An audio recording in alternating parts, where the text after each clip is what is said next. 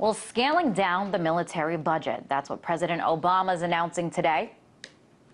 As we look beyond the wars in Iraq and Afghanistan and the end of long-term nation building with large military footprints, we'll be able to ensure our security with smaller conventional ground forces. We'll continue to get rid of outdated Cold War era systems so that we can invest in the capabilities that we need for the future.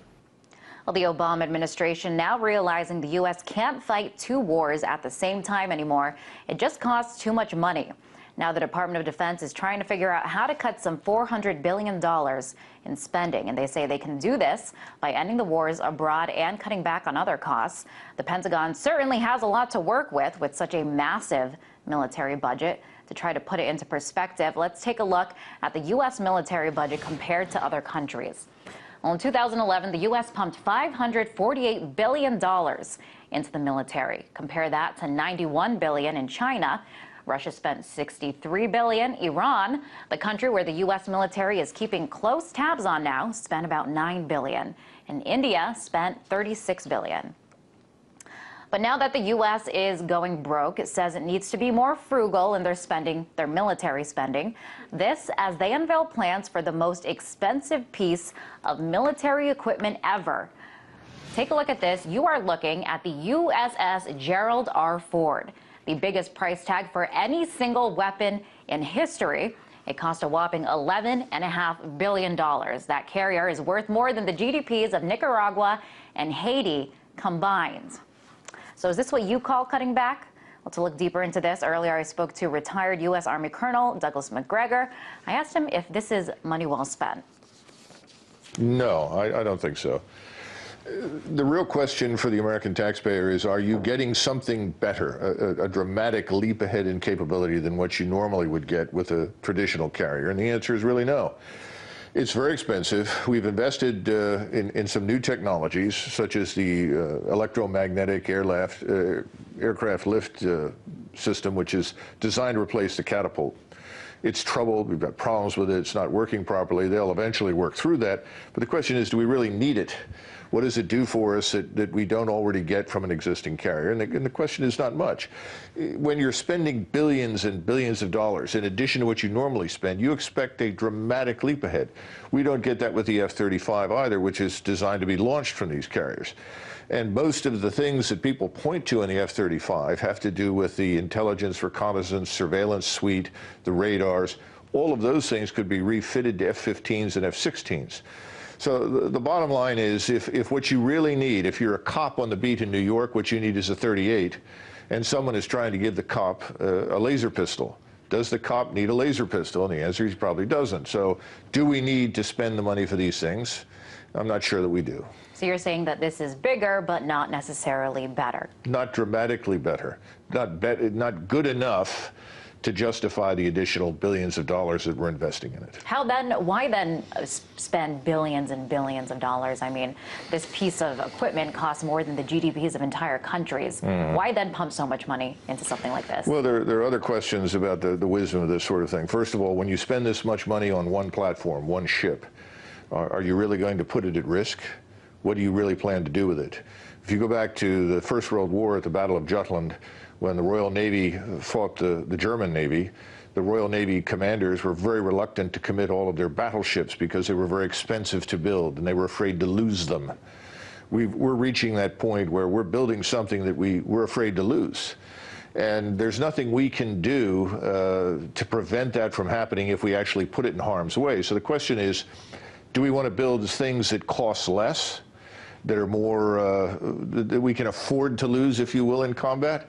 Or do we want to continue to put our money into these very large, expensive capital ships, which frankly at sea are becoming more and more vulnerable than they've ever been in our history? In fact, you go back to the 1950s and 60s, Admiral Rickover, the father of the nuclear Navy, was asked when he testified before the Senate in the 1970s, how long would our carriers last against the Soviet Navy at sea? And his answer was 2 or 3 days before they're sunk, maybe a week if they stay in port. Well, that's because the submarine and submersibles, unmanned submersibles today, these kinds of things are so powerful and so difficult to track that they will put down capital ships like these aircraft carriers in a serious conflict. So again, what's the rationale strategically for doing this? Perhaps it's jobs, because clearly, this creates a lot of employment in Norfolk, Virginia. It's almost like a really nice car. You don't want to put it, if it's for show, but you don't want to really put it in harm's way because it costs so much money. I mean, do you think that the money spent on something like this can be better spent elsewhere? Yes, I do. But again, the Navy admirals are stuck with a structure that they've had now since the end of the Second World War. They are doing the same thing that is being done in the Army and the Air Force, to a lesser extent, and certainly in the Marine Corps, and that is refit the old structures, the old ways of war, the single service warfighting establishments left over from 1945. We're refitting those. We're not building anything new. We're building a better version of what already exists, but it is so outrageously expensive and so much more vulnerable today. The question is, does it make sense monetarily? I don't think it does. The other problem with expense is that we've done a very poor job of containing expense. The acquisition system is flawed. We don't hold people accountable.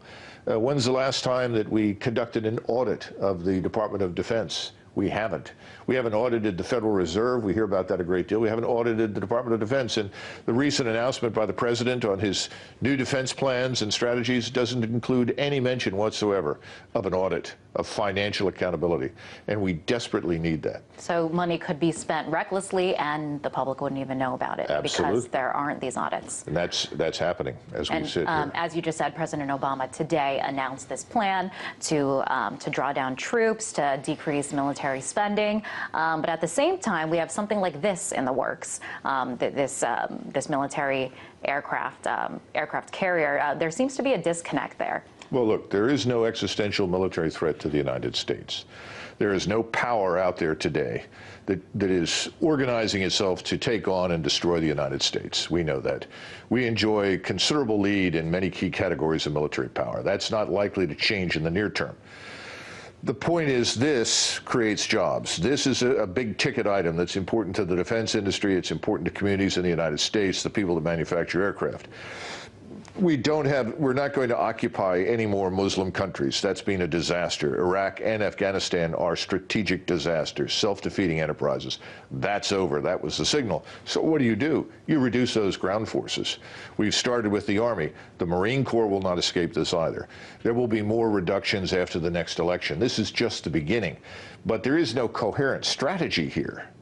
That doesn't exist. It's, well, we need to cut defense spending. So where do we cut first? We cut where it's easiest.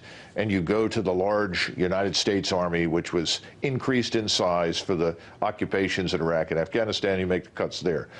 And you don't cut these big ticket items because jobs depend on it. Income depends on it. But while we are drawing troops out from Iraq, from Afghanistan, there is this mounting tension with Iran. And I mean, do you think that the U.S. is ready to go to war with Iran? Well, going to war with Iran isn't very challenging, to be perfectly blunt. I mean, if the United States is 12 feet tall, Iran, in comparative terms, is maybe 6 inches high. It's a non-entity militarily. It can't project military power beyond its borders. The fear of Iran closing the Straits of Hormuz is much exaggerated. The Iranians would suffer terribly from that. Remember that about 83% of China's oil comes from the Middle East.